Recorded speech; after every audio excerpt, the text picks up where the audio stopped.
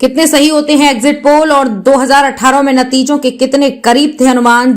तेलंगाना विधानसभा चुनाव के लिए गुरुवार को मतदान हो रहा है। इससे पहले मध्य प्रदेश, राजस्थान, छत्तीसगढ़ और मिजोरम में चुनाव खत्म हो चुके हैं।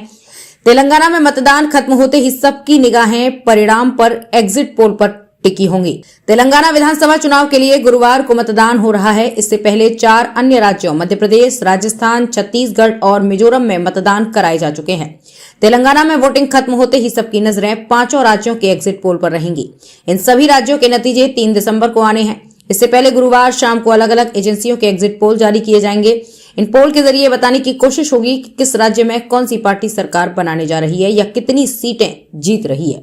हम आपको चुनावी राज्यों के 2018 के नतीजे और एग्जिट पोल के आंकड़े बताने जा रहे हैं। इससे आप समझ जाएंगे कि ये पोल कितना सही होता है, क्या इनमें किए गए दावे कितने सटीक हैं। इन पोल में 2018 में क्या कहा गया था और बाद में नतीजे क्या निकले। 2018 में कैसे थे एग्जिट पोल के नतीजे। एग्जिट पोल के नतीजों में भाजपा कांग्रेस के बीच कड़ा मुकाबला दिखाया गया था। मध्य प्रदेश में सत्ता में किसकी वापसी होगी इसका अनुमान स्पष्ट नहीं था। हालांकि छत्तीसगढ़ में अधिकतर सर्वे भाजपा की वापसी का अनुमान जता रहे थे।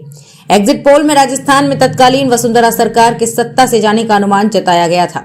दक्षिणी राज्य तेलंगाना में टीआरएस सत्ता में वापसी करती दिखाई गई थी। वहीं पूर्वोत्तर राज्य मिजोरम में कांग्रेस की वापसी पर संशय जताया गया था और एमएनएफ को बढ़त दिखाई गई थी। मध्य प्रदेश के एग्जिट पोल में अधिकतर एजेंसियों ने भाजपा और कांग्रेस के बीच कांटे की टक्कर का अनुमान जताया था। हालांकि एबीपी सीएसडीएस ने कांग्रेस को बहुमत दिया था। इसने भाजपा को 94 और कांग्रेस को 126 सीटें दी थी। वहीं टाइम्स नाउ सीएनएक्स के मुताबिक भाजपा को 126, कांग्रेस को 89 और अन्य को 15 सीटें मिलनी थी। न्यूज नेशन के अनुसार भाजपा को 108, 112 सीटें, कांग्रेस को 105 से 109 सीटें और अन्य को 11 से 15 सीटें मिलनी थी।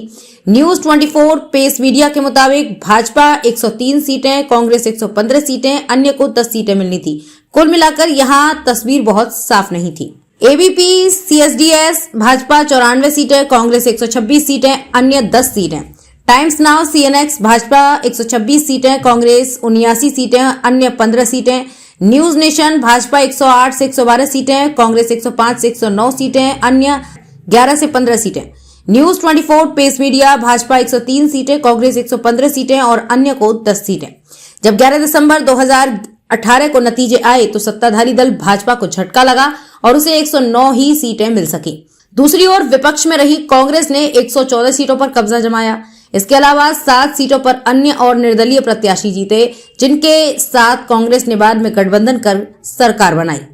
राजस्थान के एग्जिट पोल की बात करें तो प्रदेश में सभी एजेंसियों ने अपने एग्जिट पोल में भाजपा के सरकार से जाने और कांग्रेस के सरकार में आने का अनुमान जताया था। एग्जिट पोल में राजस्थान में सत्ता विरोधी रुझान साफ नजर आया था। यहाँ का सियासी मिजाज भी यही कहता है कि हर 5 साल बाद जनता सरकार बदल देती है। टाइम्स नाउ सीएनएक्स ने भाजपा को 85, कांग्रेस को 105 और अन्य को 9 सीटें दी। आज तक एक्सिस माई इंडिया ने अपने अनुमान में भाजपा के लिए 63 सीटें, कांग्रेस को 130 सीटें और अन्य को 6 सीटें दी थी।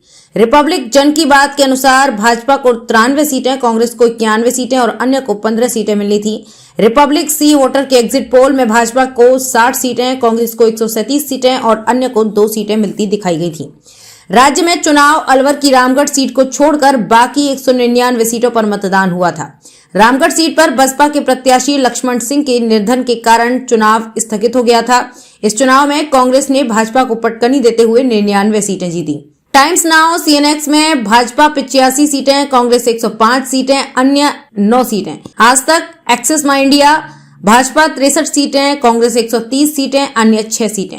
रिपब्लिक जन की बात भाजपा 93 सीटें, कांग्रेस 91 सीटें, अन्य 15 सीटें।